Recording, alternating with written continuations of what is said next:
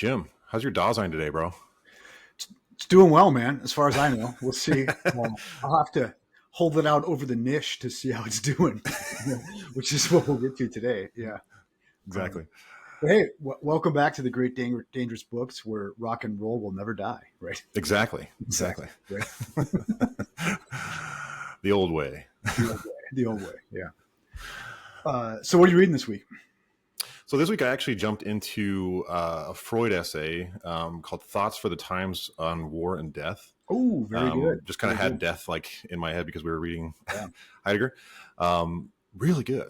That's a great essay. Gosh, yeah, it's We not very should, long. we It's like should, 40 pages, but it yeah. is really good. Let's put that on the list.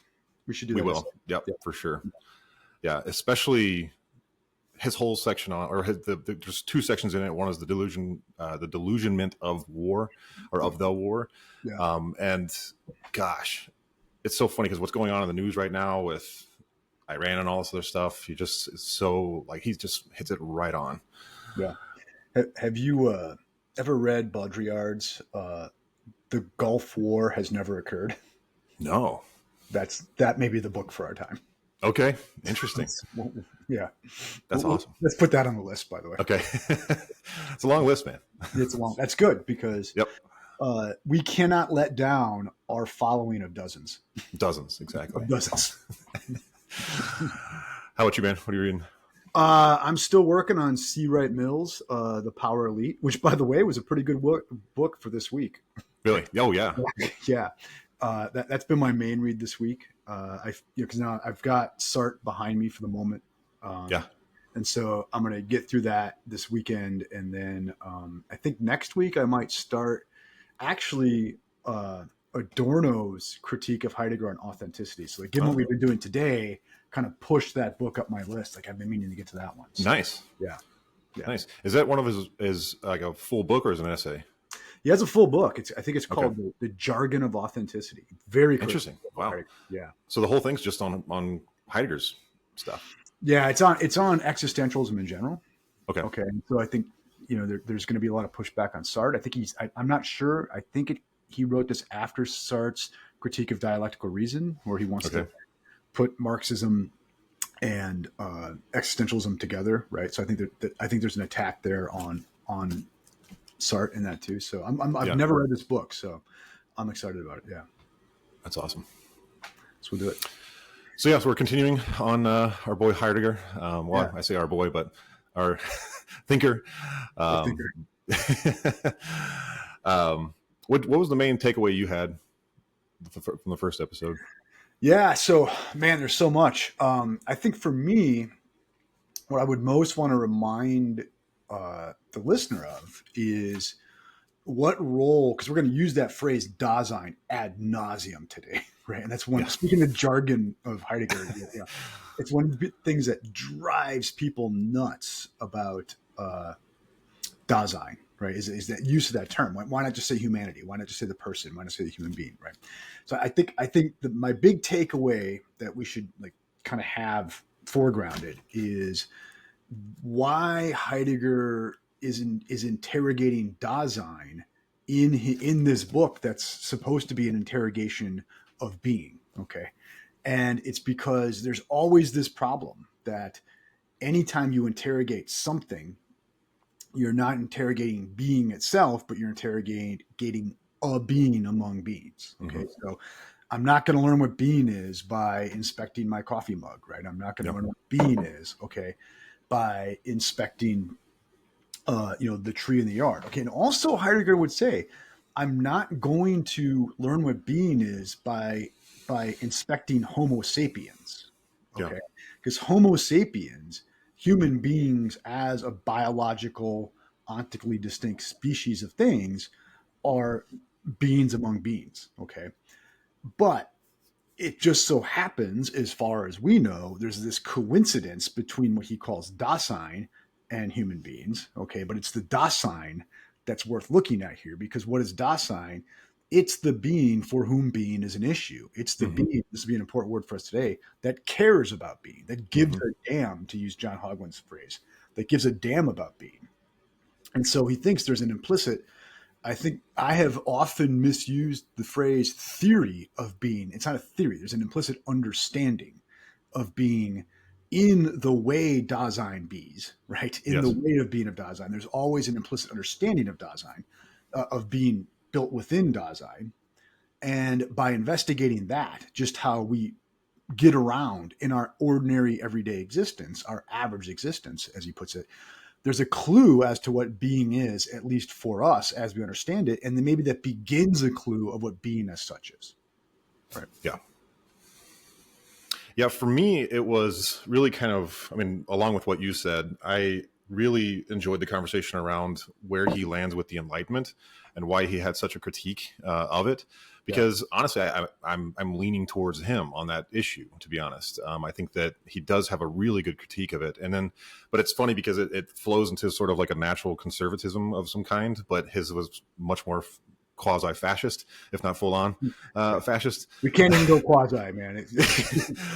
But it's just tough. And we talked after the show that I'm just naturally kind of an anti-conformist. And so when I hear stuff like that, I'm like, so you were right, you know, in one sense, in the critiquing of modernity and the critiquing of the Enlightenment, especially in the sense of that we've lost something of ourselves whenever we get being wrong or just assume that it's not important. I think it absolutely helps define your everydayness whenever you really think about it that way. And I think once we get into the idea of authenticity in this, to me, that is such a great kind of follow-up critique of modernity, of how he understands living an authentic life. Yeah. And I think the way I would state Heidegger's critique of modernity is to say that we have now come to a point where we are only attuned to beings, and we are not attuned to being at all anymore. Okay. Yeah. And he thinks that mistake, that problem, has been a long time coming. He's going to hang it all the way back on Parmenides, but it just took, we had to go through this whole process of the history of being till we get to, Descartes saying we'll become the masters and commanders of nature, because I don't really care what beings are. I just care that what we can do with them, that the question changed for us to a point that we're in a sort of oblivion. In the later Heidegger, you'll get this talk of oblivion. We've forgotten being. We've forgotten that there is a source to entities that is somehow not the entities. Right? Yes. And of course, theists will say, yeah, well, that's God. And Heidegger will be, well, but God, as it's been framed by the tradition, comes out in his view, right? Don't shoot the messenger. Comes out to be a being among beings, right? It's a countable entity. Okay. Yes. And Heidegger thinks that doesn't help. That's just a different way of mastering beings and not a way of approaching being. Right. Yeah. Yeah. Which is also an interesting critique of scientism and kind of how we think about modern science and stuff. But it's also interesting too, because you end up, his critique of how theists think about God sometimes it's how often do religious people control that narrative? They do the same thing. But as opposed to allowing it to be, literally. Yeah. So there's a, what is it? It's his essay called on the scientific world picture, I think it is. I'm blanking a little bit here. It's one of my favorite essays. And in that essay, he famously says, or maybe scandalously says, and famously, that there's no Catholic worldview. Okay. Interesting. Yeah. And what he means by that is like something like Catholicism is not a worldview. It's not a hypothesis, right? It's a way of being in the world. It's a way, it's an implicit understanding, not a theory, whereby beings come to be for us. They are disclosed to us in a certain way, given that implicit understanding, but it's not a theory. Okay. It's not a view of things. So Heidegger thinks as soon as you're talking worldviews, you're separating yourself out from the being of things. And now there's this thing, a conceptual framework that stands between you and being. Okay. That's amazing. Yeah. And so he thinks it also implies choice, right? Yeah. It implies it implies that you could go, like, think of it. Worldview talk comes up only in this like postmodern market of worldviews. Interesting. Right? Like we only talk of worldviews when we're like out worldview shopping. So we're admitting it's like to a 12th century French peasant, the notion of Catholicism as a worldview among other possible worldviews did not occur to them. Yeah. Yeah. Right? They were in it. Right? Yes. They were in it, and they didn't have critical distance from it, whereby they could like select it among others. Right? Wow. Now, later when we talk about Sartre, I will say, well, this herein lies our dignity. Okay, but for Heidegger, it's to say we can never be at home. Yeah. Interesting. Yeah. Man. So, yeah, we'll have that. Yeah. There's a lot. Yeah. All right. Another Well, I know, like essay we had originally. Oh, go ahead. Yeah, another essay for our list. Yeah. Yes, absolutely. And we had originally talked about focusing in on the sections on death in here, but I think we're probably going to do a little bit of jumping around. So Yeah, we'll get listeners, there. We'll get there. Yeah. we'll get there. Yeah. But there's just so many concepts in here Yeah. that we wanted to touch on. So, Yeah. I So don't know where you want to get started. See if this is the second of 2 or the second of 3 episodes on Being in Time. Yeah. Okay. So let's do this. And maybe I'll be a little less tied to the text here, but we need to talk about the tool argument in Being in Time to understand what's going on. Okay. So what did he lay out in the introduction? Well, I'm gonna look at Dasein. Why? Because Dasein has an understanding of being. Okay. And so he has to interrogate Dasein. What is the being of Dasein? What is Dasein's way of being? Okay. And what Heidegger does then, what he's going to do is he's going to give you his phenomenology of daily life. Like, what is it like to be one of us, such that being is an issue, right? But notice, in daily life, being is mostly not an explicit issue.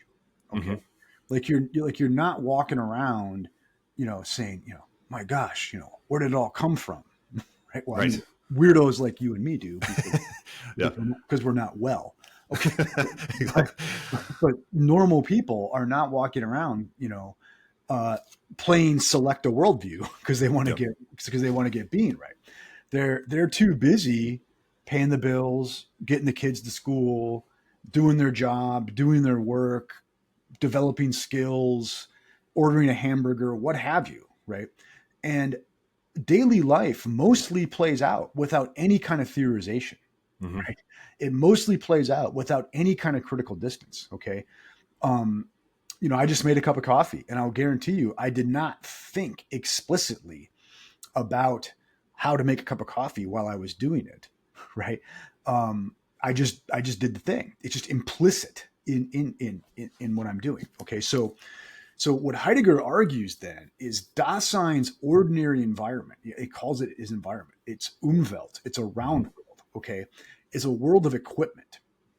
All right. It's a world of equipment. What is equipment? It is entities that are related in what he calls this relationship of equipmentality. Okay. So the hammer is available to me. It's a being in which I can interact with. It's disclosed to me as a being only because its relationship to the nail. Yes. Right? So while you're hammering away, you're not thinking about the hammer. I'm not thinking with the hammer. I'm not thinking with the nail. I'm just in the environment of equipment. Okay. Yeah. So like what he paints this picture of Dasein is in a world of interconnected entities, none of which are under normal circumstances available to Dasein explicitly. They're all implicit, right? So I'm not really thinking about the cup of coffee until I pick it up and it's empty. Yeah. Okay. So for the most part, the mug is it's in my environment. It is what it is because it's related to coffee, and coffee is what it is because it's related to, other priorities and things like that. And very rarely do I ever draw it all out and ask about that, or even about any one thing within it. I'm mostly just doing the thing, right? I'm going about the business of being, in all the equipment I need for it is ready to hand, is how Heidegger puts it. Okay. So the ordinary way Dasein discloses beings, okay, so our understanding of things, our understanding of being ordinarily discloses beings as ready to hand, okay, and meaning that in terms of their availability to us, okay. Now think of it. Think of what that's saying though is like our world then is mostly defined in the terms to which it is accessible to us in a pragmatic sense. Okay. And so think of it like that's already implicitly saying there must be other ways the world could be disclosed. Okay. Yes. Because there's more to the world than how it's available to us. Okay. Yes. But that question does not normally come up, right? You're just you get in the car, you turn the key, the car goes. You're like, oh my gosh, I got to get the kids to volleyball in your case, right? And then I got to get back to work. All this, okay. I'm mostly a lazy empty nester now, so I don't have to do that. And so, you see what I mean? And so, like, there's no theory. You're just doing the thing. The things are available for you to do it, and you're mostly not thinking about it. You're just doing it. Okay. Yeah. And so this is the ordinary way of being in the world for Heidegger, okay, and where things are not present to hand. Note that very important word for Heidegger, presence. They're ready to hand, okay? Yes. They are there, ready to be accessed to us, okay? Accessed by us, okay? Does that make sense? Yes. Anything more on that before because we have to do presence. Yeah, and what I like about what he's saying is that it's not necessarily a negative thing. No, right? Like this is just an observance that he sees, right? And not saying that like that boring life is a bad thing. He doesn't say that, right? Yeah. Like this is what it is. It is what it is. And once again, he claims there's no ethic here. Yep. I'm just giving you a descriptive phenomenology of Dasein. And hey, good luck living a life like a contemplative philosopher 24/7. Right. Good luck with that. Okay. You'd probably have to go to a special quiet place for a while. If you did exactly. I mean, maybe a padded room or something. Yeah. I mean, there's nice people. If nice people, you'd have to talk to the other Dr. Madden about it. Exactly. Okay. So, and it's not a critique of it. It's just, okay. And no, this will be important as we go on. This involves a lot of conformity. Okay. This involves, a lot of obedience, right? Mm-hmm. Right. A lot of customs. A lot of customs. Like, I don't want Jared having like an existential crisis at a 4-way stop. Right. Right. Or like when we're merging, onto a freeway, I don't want you like, why the hell do we drive at all anyway? I want you. What's it all for? I want you in the thing, exercising the unstated skills of driving a car there. That's what we need. Okay. And so like the way John Hagelin, who, I have, he's my Heideggerian commentator, who's very controversial, but I do have this like unapologetic man crush on John Hagelin. Okay. Hagelin puts it as like Dasein is first and foremost a really good conformer, a really good conformer. And if you think of it, there's very good evidence in psychology and cognitive science that we run this planet, as far as we know, okay, mainly because we are really good conformers. Like we think of ourselves as these, like what makes humans great is our radical innovations and our thinking for ourselves and all this. There's a reason why we call it herding cats and not herding humans, right? That humans are capable of teamwork and education, okay? And that presumes that when a human hears another person say something, they tend to believe what they're told. They tend to think that that's a reliable source, and there are famous problems with this. It makes it easy for us to load people on trains, but it also means we can have teamwork and we can have shared social technology, and this is what makes us tick. Okay. Okay. Now, think of it too is like mostly when you're in your everydayness, you're like the present moment is never really explicitly there. You're always in this smear of temporality, like I'm wielding the hammer for the sake of where the nail's going to be, for the sake of, how the door's going to be fixed, for the sake of the thing I'm going to do after, so the present is never drawn out explicitly in everydayness. It's always smeared through an unstated temporality. And same thing with the spatial notion of present. Like here is always spread out. Like I'm somewhere, but the somewhere is always experienced as, well, I'm walking to the YMCA. Okay. So it's not just that I'm on the corner of Riley and Kearney. It's that I'm on my way.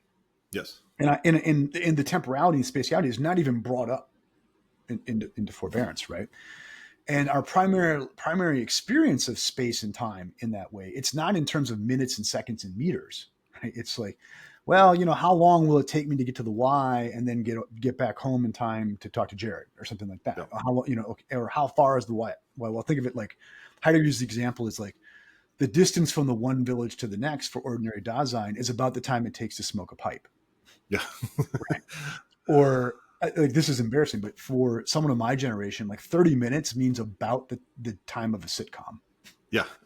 Yeah, that's right. Right? You Yeah. know, like what is 30 minutes? Well, it's about as long as an episode of Three's Company. Okay. Yes. Okay. Right. And that's our sick Dasein. Okay.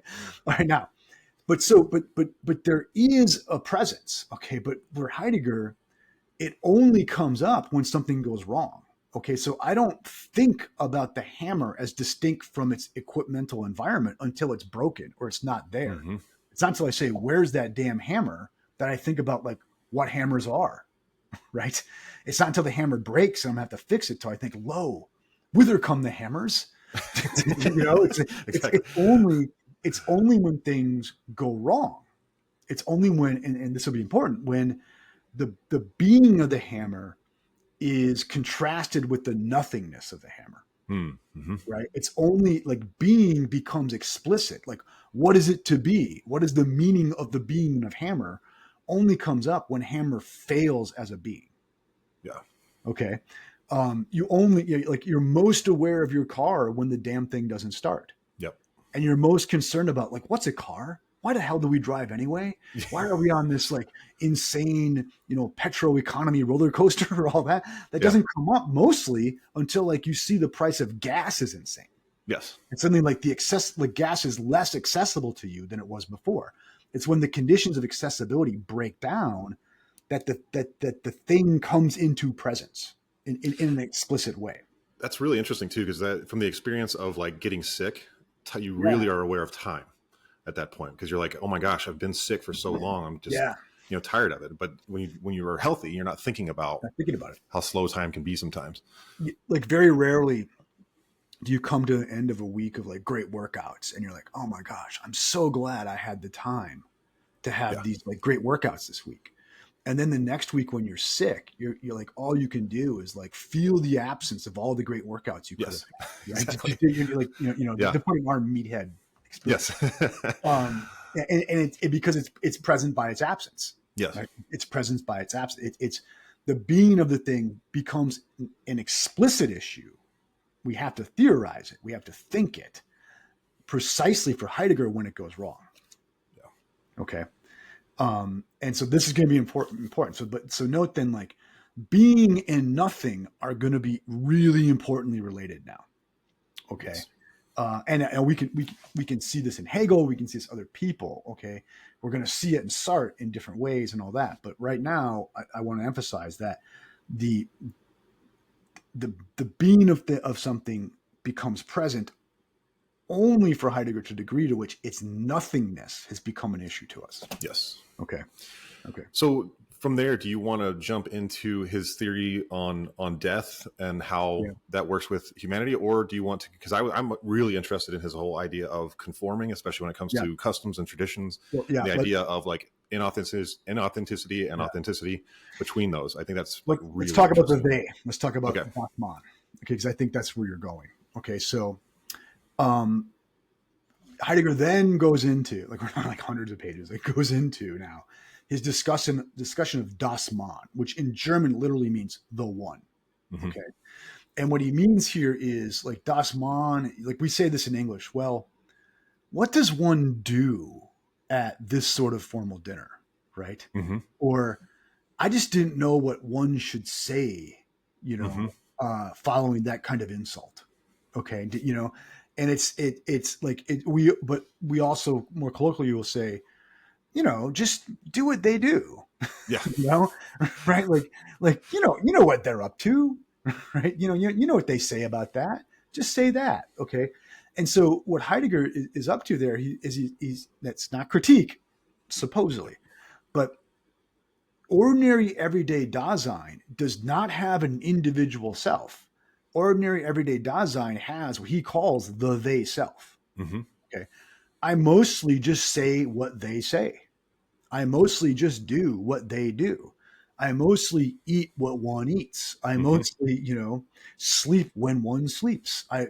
I'm just doing, I'm in the groove of conformity. Okay. Yes, as one does. Yeah, as one does. And he talks about ambiguity and idle talk, and then sort of, you just discuss the things that one discusses, right? And once again, he's like, but once again, good luck getting through a day, not just surfing on the they self. Okay. Mm-hmm. But in as much as I have the they self and you have the they self, and we do, because here we are communicating, Mm-hmm. then Jared and I are no different. We're both one of them. Right? Yep. We're one of them. Okay. And Heidegger, so there's two things here. Like, I'm not individuated as a distinctive person at this point. Okay. And by this meaning like at this point in my day, right? In my life and in my day. Okay. Because we're going to come in and out of this, right? And two, um, it's he calls it inauthentic. Okay. And, we can mean a lot by that inauthenticity Mm-hmm. take there. Okay. I think if we want to like follow Heidegger's claim and say that he's not making an ethical critique of it, what he's saying is he's saying it's a way we get around in the world without existing. And what he means by existing is we're not owning it.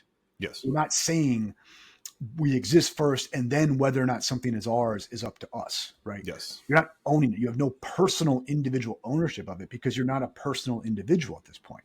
That you're just doing what they do. You have no ownership of the world that you're in. Yeah. Okay. And that's what he means by inauthenticity. Right. Yeah. Yeah. It's interesting that I don't know the German word that he uses for inauthenticity, which it's funny because in our modern speak, that is a very negative thing. Yeah. To live an inauthentic life. And I think that it's interesting that he's not critiquing it from an ethical perspective, but is he coming at it from the sense of one is responsibility for the moment, but also because you're not presently aware of Dasein, therefore it's inauthentic. Yeah. I mean, he is going to say here that for you to have, this is, we're going to get to death, right? Yep. For you to have authentic Dasein, your Dasein, your being, has to be brought into explicitness. It has to be brought into presence. Okay. And now think of it though. You're probably familiar with Charles Taylor's book, The Ethics of Authenticity. Okay. Now he's got a grand narrative about narratives in there. And notice though, like for Taylor, the project of modernity in many ways is the project of individual authenticity. Although he, like Heidegger, can see the roots of it all the way back in St. Augustine. But think of Kant's enlightenment, to think for yourself. Well, in a way, Kant is calling you to a kind of authenticity there. Yes. Like, don't just do what they do, right? Do what you do and have reasons for it. So Kant is demanding that you draw your life into explicit presence. Okay? Yes. And I think though the problem like Heidegger would have with Kant is that it's somehow then we could just stay there. We could just stay in authenticity, right? Stay in explicitness, right? Which I think for Heidegger is a dangerous fantasy. Okay. And that we like this idea of reinvention or something like that. I think for Heidegger is a dangerous fantasy. Okay. Or think of Kierkegaard, like so much of Kierkegaard, a lot of people think like the whole talk of authenticity, this is Hubert Dreyfus, thinks that the whole talk of authenticity in Heidegger is really just secularized Kierkegaard, right? Where Kierkegaard is saying like, don't just live in this age where we reflect the other, right? Where we reflect the public, the they, right? We should find a personal authenticity, a thing that you own all your own, right? Yes. Right. And the difficulty with both thinkers is that, which this gets into a whole nother concept, is that along with that, I don't know if I would say choice, but that ability to do so brings anxiety, right? It brings a fear, right? Because it's way easier to just live in the everydayness.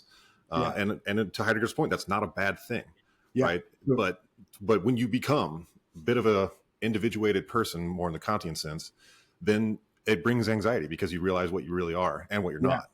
Well, and actually, I think Heidegger would change the order of operations. It starts with anxiety, and then authenticity comes from that. Okay. Yeah. So let me make one point about world, and let's talk moods. Okay. Attunements, Stimmung, right? Yeah. Okay. So when we say, like he says, like Dasein's being is being in a world or being in the world. Okay. What he means there is world in that sense of like when I met Jennifer in 1998, the world changed.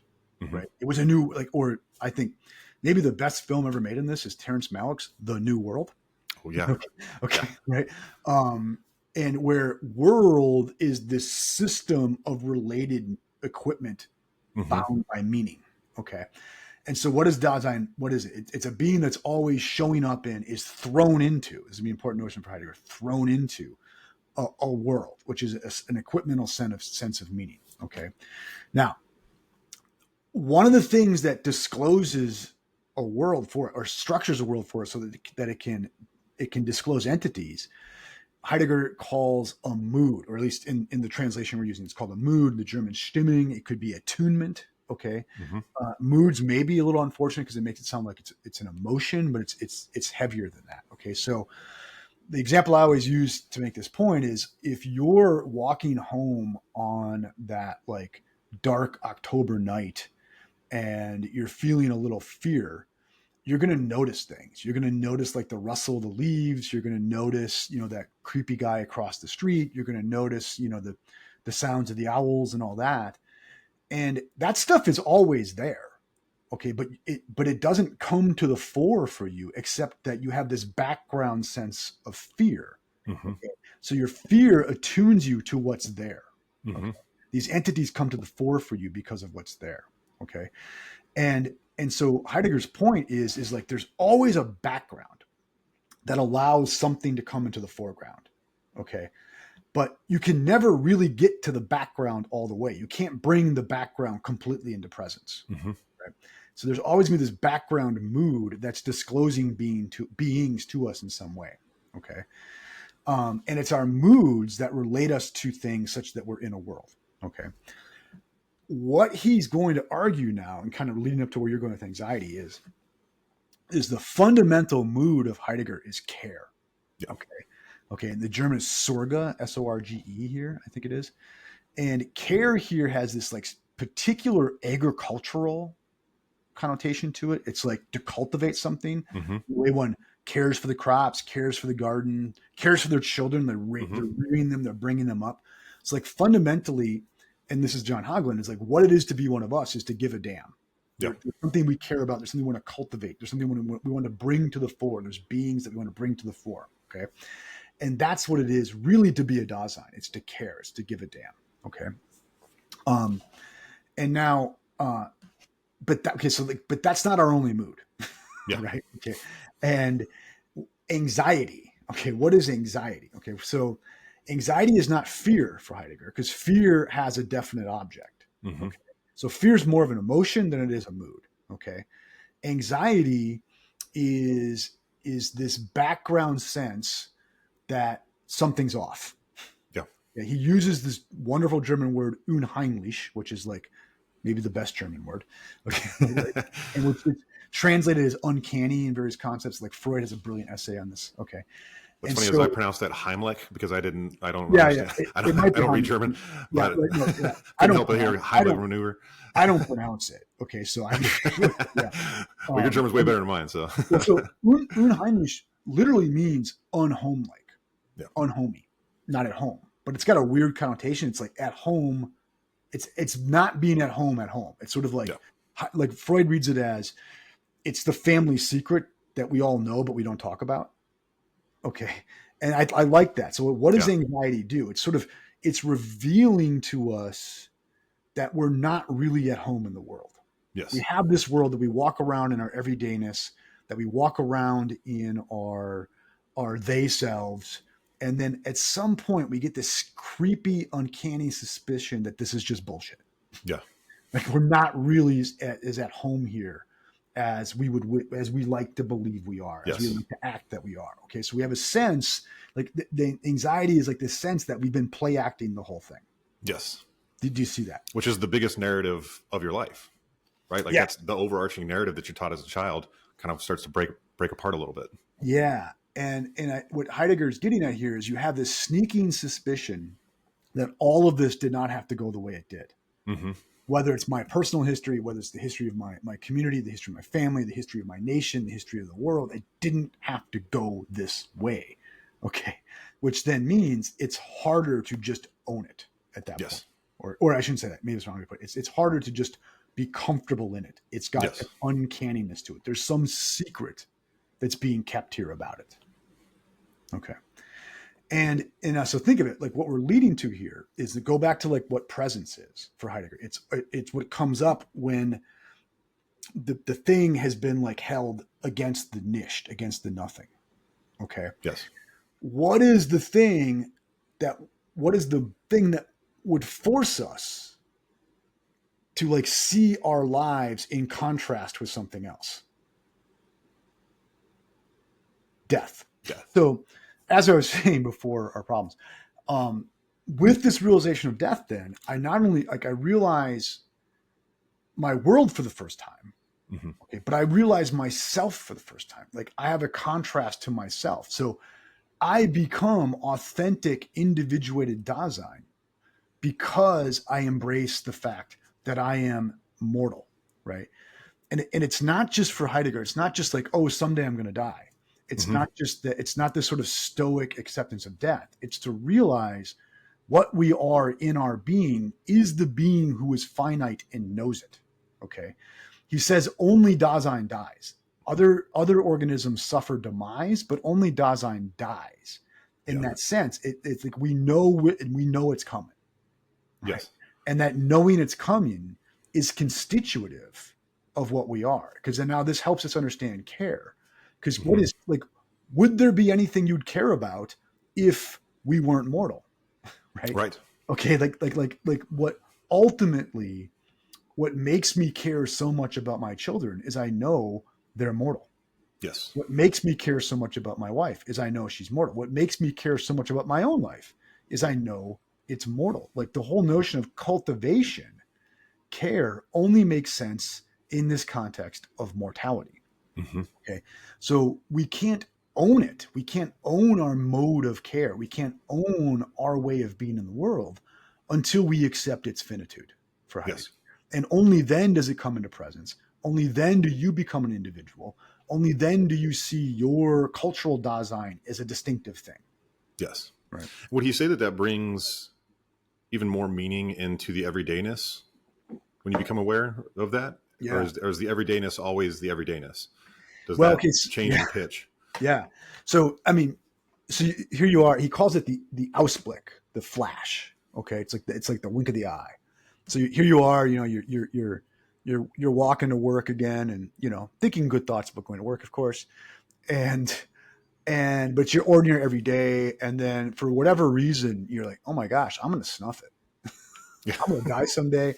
This all doesn't have to be just in this flash. And you have this happen. Like you have this sense of just like, how did I get here? Like, where did this all come from? How the hell did I get here? What am I doing here? Like this just none of this has to be. You have that flash and he has that sense of being, you're thrown into a world, right? You just show up here. Like every day I just show up here. Okay.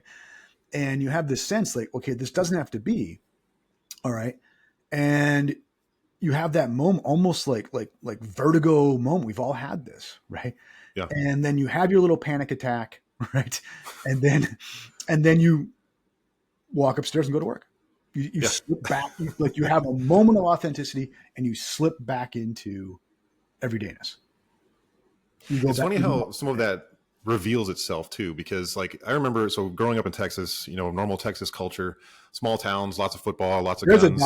There's a distinctive Dasein. A very distinctive culture that, you know, you're raised in. And then as I get older and I start experiencing other people's cultures, I'm like, oh, not everybody's pro-gun. Not everybody, you know, grew up playing football. Not everybody drinks cold beer on a Friday night, you know, like this is. Exactly. So it kind of opens that up like, oh, it didn't have to be that way. It was just something I was thrown into. Yeah, exactly. Okay. And so now here, you know, so think of it now though. What achieves authenticity for you is, well, one, you realize you're going to die. Okay. And that gives you a sense of the contingency, the thrownness of your life. Okay. So two kind of aspects to that are at tension. So one, Heidegger says, you're revealed as always being a factical Dasein that's thrown into the world, and meaning like, yeah, like this all doesn't have to be here, but I couldn't be what I am without it. Okay, so for Heidegger, it's not like you suddenly realize there was this radical choice you had Mm-hmm. in whether or not you were a Texan. Mm-hmm. You got no vote in that. Right. None. Right? You got thrown into that. Right?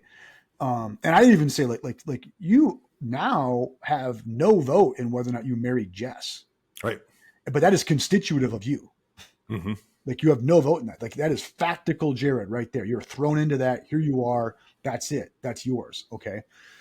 But because you realize there's a contingency now that opens this sort of range, or to use a word I picked up from someone recently, a leeway of possibilities facing you. Okay. Like what it means to be Texan now is partly up to Jared. Yeah. Right.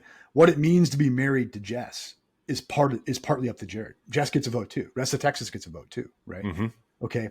What these things mean are partly up to you. There's possibilities. Okay. But like all of that is only in the ultimate contrast of the final possibility, which is death. Death. No. Right. Okay. So what does death do? It opens to us the fact that there's a range of possibilities available to us, all of which are overshadowed by the looming mortality. Okay. Mm-hmm. Mm-hmm. So there's a liberation in this, right? Like because you know it's going to end, you know it doesn't have to be. And if it doesn't have to be, it doesn't necessarily have to be this way. Yes. Do you see that? Yeah. Isn't he even with that with death? Like it doesn't technically have to be this way, but it is. It is. Yeah. Right? It is. There it is. Yeah.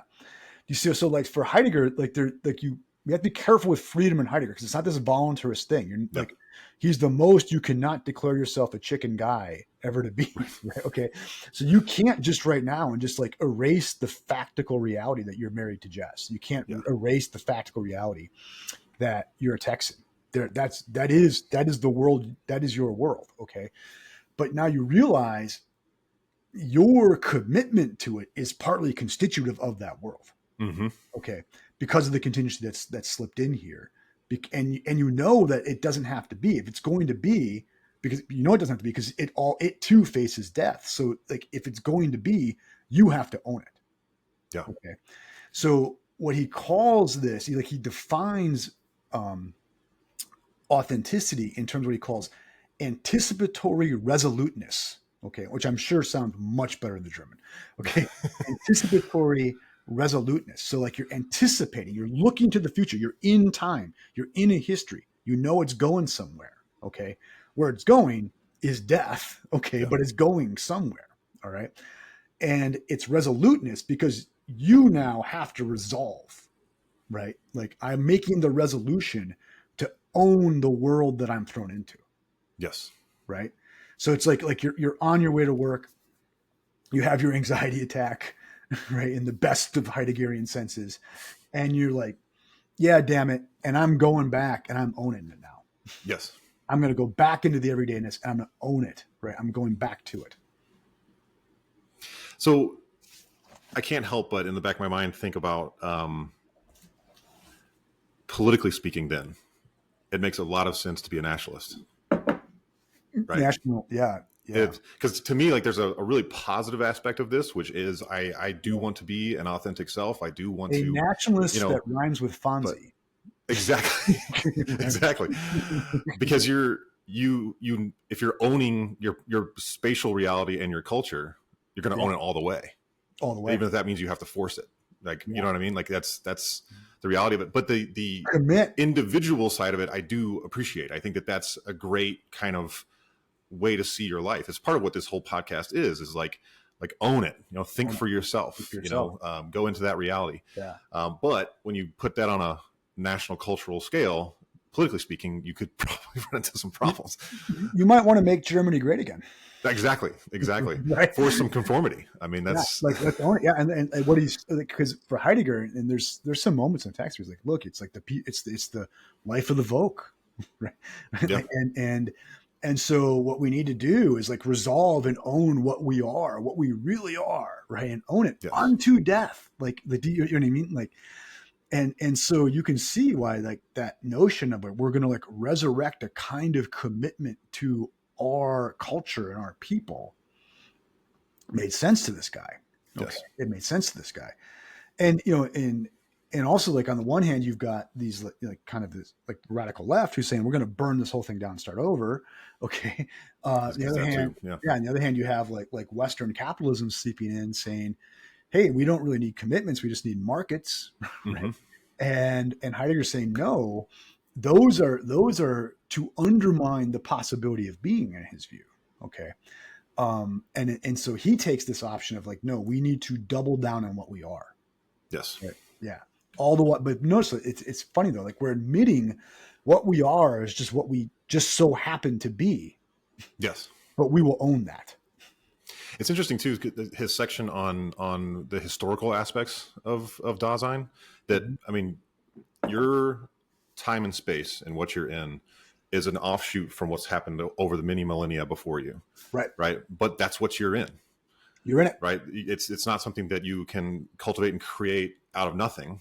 It's something that's been cultivating and creating over the millennia. Yeah. And so now you're in this space in the 1900s, the 2000s, and you're in a certain culture, specific time, and owning that is what is more authentic. Exactly.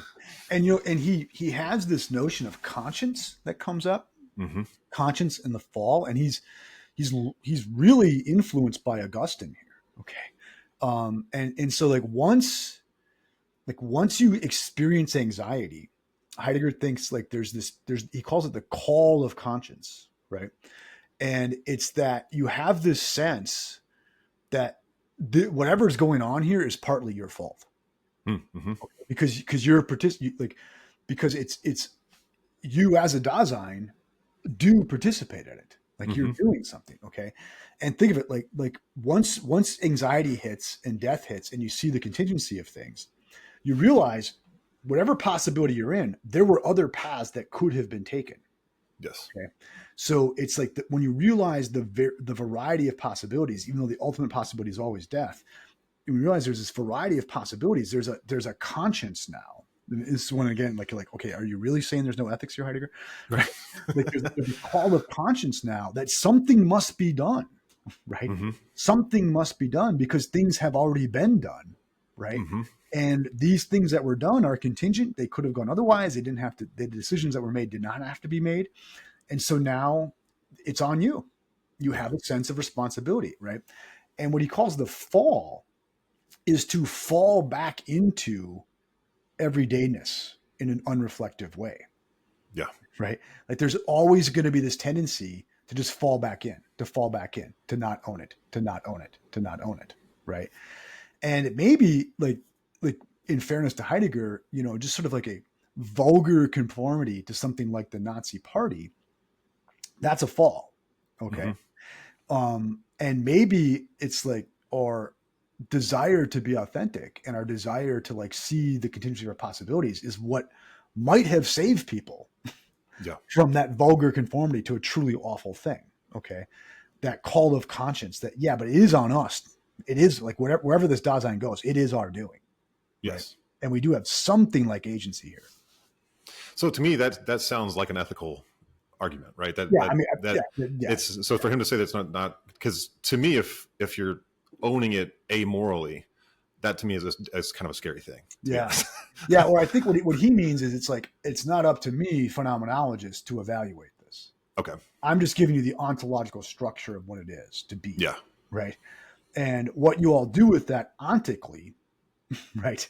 Yes. Is up to you. Okay. Now for him, ontically, it meant, hey guys, like he goes to his classroom and says, hey, let's all join the party, guys, because we're going to make Germany great again. But you know what I mean? So when he says, but I think there is an ethical critique built into the ontology here. Yes. Like it's hard to read this thing and not think that that authenticity is being recommended to us. Right? Yes. Whatever it works, however it works out ontically.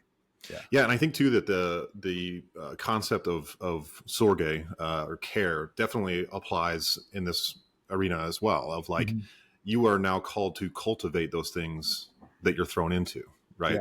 And by cultivating it, you're not destroying it. You have to like build it up, right? So to that end, it means that you're going to make certain choices that are more moral than less, depending on what the thing is, right?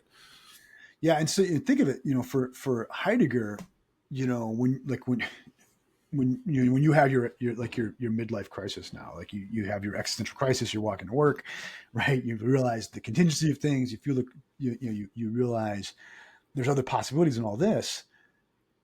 It's fundamentally a call of conscience, though. Okay, it's a call of conscience of a responsibility for the cultivation of the factical situation that you've been thrown into. Yes. Right. You planted a garden, man. Okay. Now it's a question of like what you do with that in light of being unto death. Which is great. I mean, to me, that's a very interesting ethical argument, you know? Yeah. I think it's a good argument to be honest. Yeah. That's funny because I mean, you know, when I think of midlife crises, gone through some of myself, it tends towards, well, what are the things I truly care about?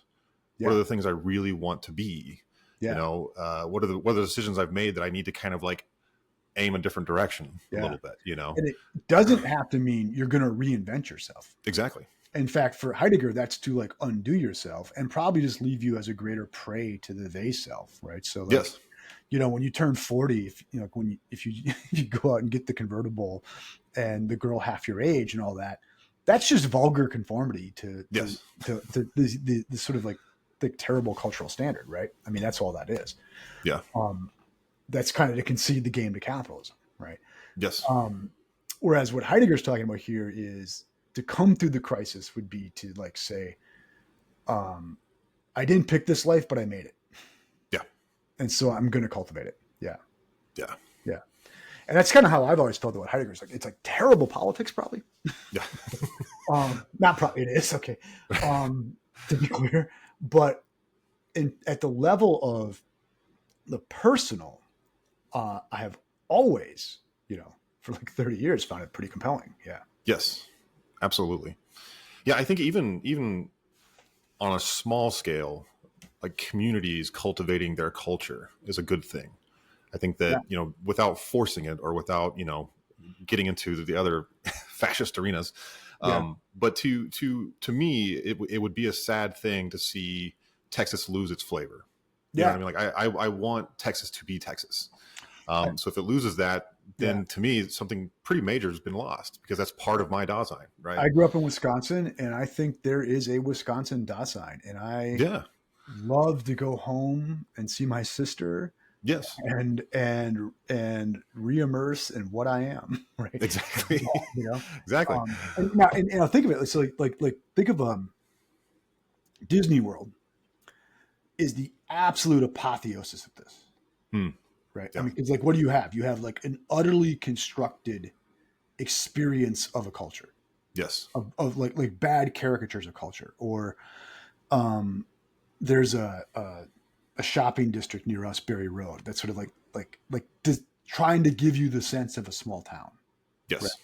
Like a complete that there could be nothing more inauthentic about that.